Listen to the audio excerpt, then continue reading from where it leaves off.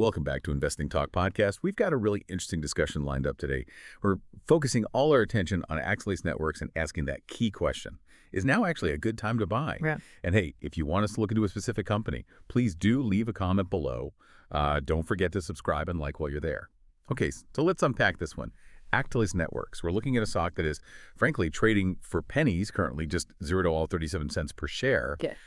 But the angle we're exploring here is this idea of an asymmetric opportunity.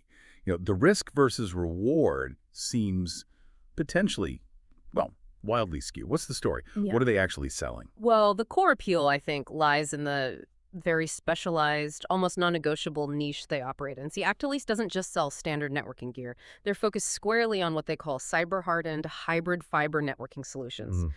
Basically, connectivity designed for really mission-critical operations. Think about the sectors they target.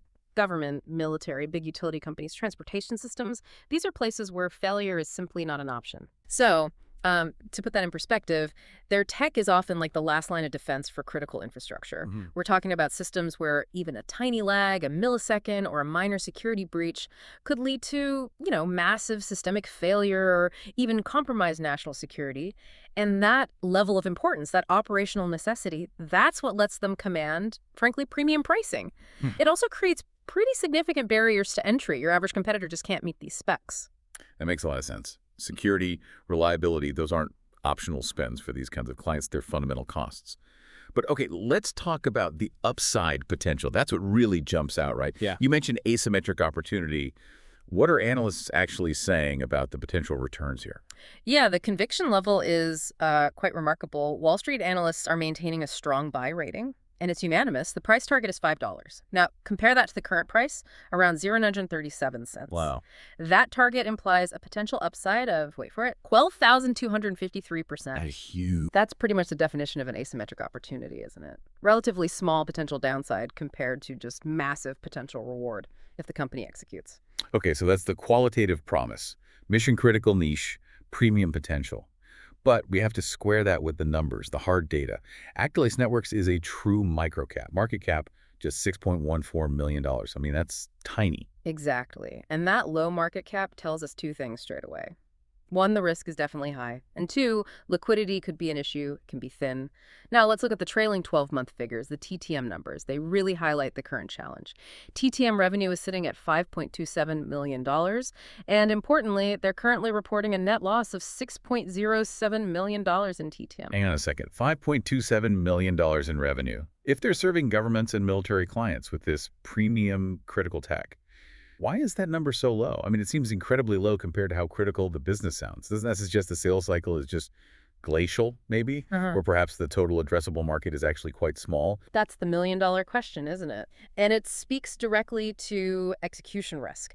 The company frames this net loss as basically an aggressive investment phase. Think of it like spending heavily now on R&D and market expansion, really pushing to position themselves for future growth, especially in this booming IoT networking space for government and military. They are focused on landing those large long-term contracts, which, as you pointed out, absolutely have very long, complex sales cycles. Right. So the bet is that today's investment translates into big, multi-million-dollar contracts later on. Let's talk more about that specific customer base, because that seems to be their protective moat. Who exactly are these clients? What does Actelis offer that others don't? They serve a really demanding group. Federal, state, local governments, intelligent traffic systems, think smart cities, military applications, utilities, rail, telecoms, even large campus networks. The key differentiator seems to be their hybrid fiber approach, plus their rapid deployment capabilities. They're essentially bridging older copper infrastructure with new fiber optic speeds, doing it securely, and crucially doing it fast and reliably. Okay, so they're not ripping everything out. Exactly. The competition, like the big networking giants, often push for a full fiber conversion or just standard hardware. That's expensive and really disruptive, especially for critical operations. Actelis offers this more tailored, often more cost-effective, and definitely less disruptive upgrade path. And it meets those super strict security needs. That ability to kind of mesh new tech with legacy systems, that's highly valued, especially in sectors like utilities and the military. Okay, that provides a much stronger sort of qualitative foundation for that big $5 target. The potential isn't necessarily huge volume, maybe, but high margin, sticky contracts. But those financials really show why they need hash and why profitability is a struggle right now. Okay, let's shift gears. Looking at the stock chart, the technical picture. Right. If we look at the trading data, the technicals do suggest potentially a strong accumulation opportunity here. At $0.37, the stock is bumping along near the very bottom of its 52-week range, which is $0.333 to $1.78. That often happens when the market gets maybe overly fixated on current losses and ignores potential future catalysts. So just based on the charts, what are the near-term technical levels we should be watching? Well, technical indicators suggest that even without, say, a major contract announcement tomorrow, there are clear resistance targets ahead. We could potentially see price targets of maybe $0.50 to 75 cents over the next, say, 3 months. Yeah. Now, that represents a 35% to 100% upside just based on correcting what looks like a current undervaluation on the chart. Let's bring in momentum and sentiment. We saw the relative strength index, the RSI, sitting around 58.96. For listeners who aren't chart experts, what does that number tell us?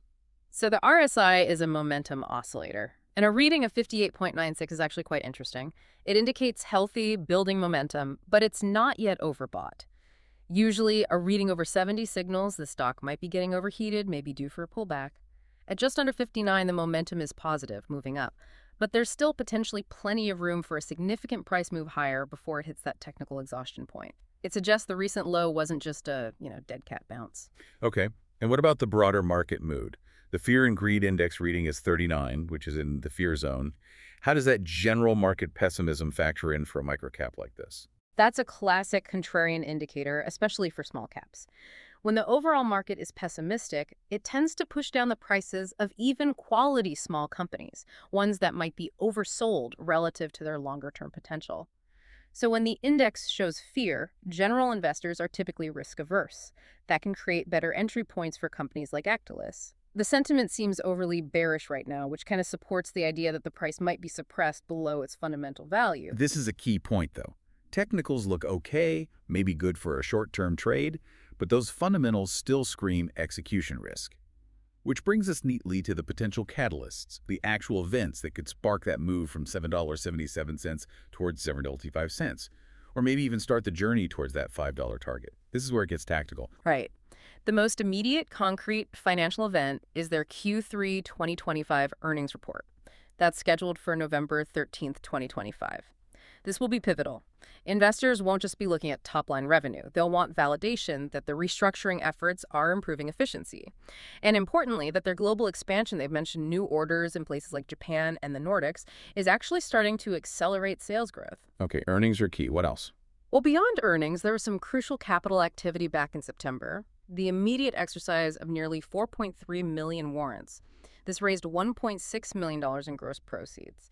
Now, for listeners, warrants are basically long-term options the company issues. The fact that warrant holders exercise them immediately, injecting $1.6 million in cash. That signals some immediate confidence from people close to the company, and critically, it provides needed liquidity without taking on debt. Yeah, that cash infusion is vital for a company burning cash like they are. But the really big corporate action coming up, the one with the most immediate volatility risk, is that reverse stock split. Yeah. They're proposing a range, 1 for 7 up to 1 for 12, expected by mid-December. What's the goal behind such a drastic move? Well, the primary aim is twofold: compliance and accessibility. First, the stock's trading below the minimum threshold for Nasdaq Q, usually $1, so they risk being delisted. Consolidating shares artificially boosts that per-share price. It gets them back over the line. Exactly. But perhaps the more strategic goal is enabling potential institutional investment and maybe even index inclusion. See, many large funds, mutual funds, ETFs, they have rules mandates preventing them from buying stocks below certain dollar levels, say $5. If Actelis can get its share price up above those minimums, it theoretically unlocks access to a much larger pool of institutional capital. That can provide stability and potentially push the stock higher long term. It feels like a double-edged sword, though.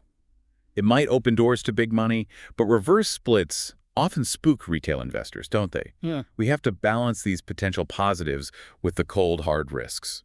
Absolutely. And risk number one, the biggest one, is execution risk. Simple as that.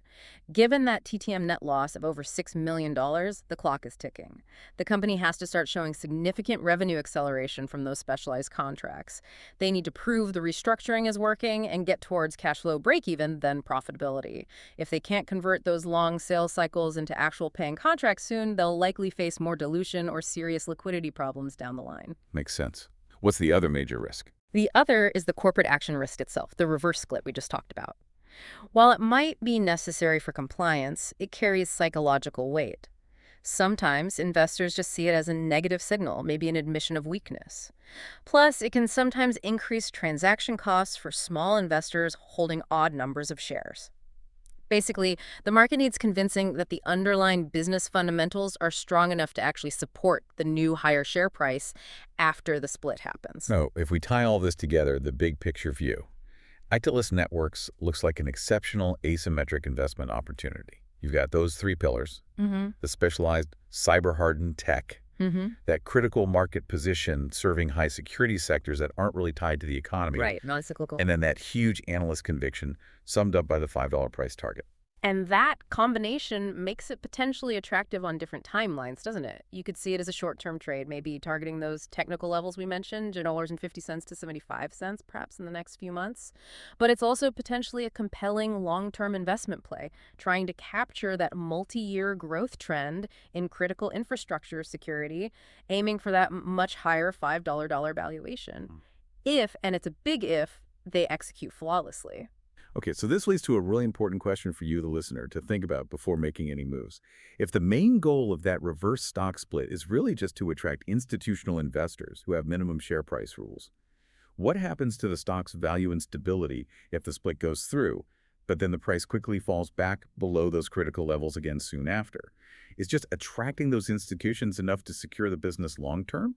Or do those Q3 earnings absolutely need to prove that real organic revenue growth is already happening now? That's the essential risk calculation you need to make, isn't it?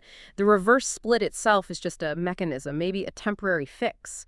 Only actual business performance can secure long-term shareholder value. Absolutely. Well, we encourage you to continue researching and evaluating Actelis Networks for yourself. Lots to think about there. Thank you for tuning in to Investing Talk Podcast. We'll see you next time.